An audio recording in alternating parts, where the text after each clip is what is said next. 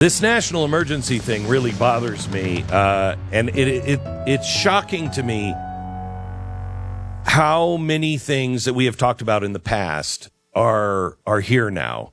And the national emergency thing is something that, like in the last 4 weeks, I had a whole show on it and saying, this is what's coming next. And for yesterday, they thought for a while he was going to declare a national emergency today. But the White House has said, don't look for it today, but it could be coming next week. That's terrifying. That should chill you to the bone. It's one of those things that I said 4 weeks ago. If they declare a national health or climate emergency, run for the hills. Run for the hills. It was interesting to see the squad, too, just blatantly wearing those green bandanas like you were talking about, which shows their affiliation with the revolutionary Communist Party in America. But the thing is, they don't care anymore. They don't care. They think they're too far down the road that we can do anything about it. And as you started saying, I think in about 2009, they're just going to show themselves because they're proud of who they are and what they are. They love it, and they can't wait to tell you what they're doing and who they are and what they are. And so if we don't do anything about it now, this is all going to be on us because they're just outright saying it, showing it. Oh, yeah. Yeah. Let me go through. And this is so incredible because we are dealing with people who want to destroy our Constitution, want to reset absolutely everything. Mm-hmm. And they are so close to doing it. A national emergency, the president doesn't have to explain in great detail. He can just declare the national emergency because of, climate. And then he has to outline to Congress some of the things that he wants to do. But nobody can stop him unless it's the Supreme Court. So we have these, and we talked about this maybe 6 months ago. They're called PADs or PEDs, Presidential Emergency Directives. And these are secret even from Congress. Congress doesn't even know what they are. They are presidential directives. When a president comes in, he says, what are the possible emergencies that could happen that I won't have time to respond on? And they'll say, nuclear war with Russia. Okay.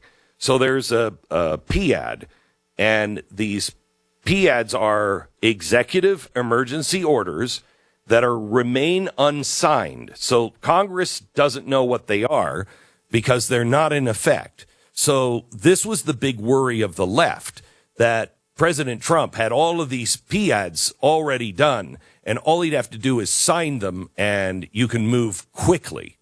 So the president right now, they are working on one of those PADs, an emergency directive that would give the president 140 special powers. And let me just give you a scenario here. And this is from, let me see who printed this. This is from The Atlantic back in 2019. They were worried about the president doing a national emergency. Claims of emergency or necessity cannot legitimize martial law until they can. Presented with this ambiguity, presidents have explored the outer limits of their constitutional emergency authority in a series of directives known as the Presidential Emergency Action Documents, or PADs, which originated as part of the Eisenhower administration to ensure continuity of government in the wake of a Soviet nuclear attack. They are draft executive orders, proclamations, and messages to Congress that are prepared in advance of anticipated emergency. PADs are closely guarded within the government. Not one has ever been publicly released or leaked. Their contents have occasionally been described in public sources, including FBI memorandums where they were obtained through Freedom of Information Act, as well as agency manuals and court documents. According to these sources, PEDs drafted from the 1950s through the 1970s would authorize not only martial law, but the suspension of habeas corpus by the executive branch, the revocation of America's passports, the roundup and detention of subversives identified in an FBI security index that contained more than 10,000 names. Now, this is what was in there in the 1970s that we know. Can you imagine the list of enemies? Can you imagine the list of enemies to the climate? How many people do you know on radio that have been called enemies of the climate, that they're climate deniers, and these people should be put in jail? If the president issues an executive order on emergency action, it gives him the power to be able to arrest those people and hold them without habeas corpus. So you don't have a judge involved. You don't have a trial. No hearing involved in that. So they talk about this and they say, let me give you this scenario from the Atlantic. Trump's inflammatory tweets provoke predictable saber rattling from Iranian leaders. He responds by threatening preemptive military strikes. Some Defense Department officials have misgivings, but others have been waiting for such an opportunity. As Iran's statement grow more warlike, Iranophobia takes hold among the American public. Now, just take Iran out and replace it with Russia. Take Trump out and replace it with Biden. It's exactly what's going on right now. Proclaiming the threat of war, Trump invokes Section 706 of the Communications Act to assume government control over internet traffic inside the United States in order to prevent the spread of Iranian disinformation and propaganda. Now, we already know the Department of Homeland Security is saying that there are many sources of propaganda, dis, and malinformation. We know they're tracking it right now. And we also know that their point of view is not necessarily your point of view. You don't think they would do this? It's a climate emergency. He also declares a national emergency under EPA, authorizing the Treasury Department to freeze the assets of any person or organization suspected of supporting Iran's activities against the United States. We've seen this happen in Canada. Wielding the authority conferred by these laws, the government shuts down several left-leaning websites and domestic civil society organizations based on government determinations, classified, of course, that they are subject to Iranian influence. Now, they already have this scenario. The difference between, I think, conservatives and Marxists is Marxists will warn you about fascism, but will not warn you about communism. Where I will tell you, yeah, there are fascists out there. There are people on the far right that I think they're so far right that they're actually left like a circle, but you know, if you want to claim that fascists are on the right, fine. Fascists are on the right, great. Yes, they exist. And I do believe there are people on the right that wouldn't mind seizing power, but it's few and far between and would not have regular American support.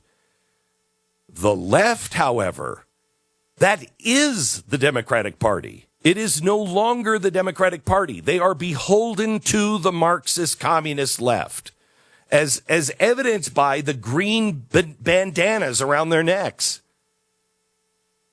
Okay, so they don't see it from their own side, but they do see the same problem that we see. If you think Donald Trump can do it, why do you suppose that Joe Biden wouldn't do it? When the climate emergency is, I can't get Congress to do what I want them to do. When the health emergency is, I can't get Congress and I can't get the Supreme Court to do what I want to do. That's not the definition of emergency. That's the definition of You suck at politics, or you're out of step with the American people or the Constitution. And Protests erupt. Go ahead. It's pretty amazing, too, what we're okay with when it's our party in power. Yeah. Like under George W. Bush. If you remember, at the beginning, we were all for the Patriot Act.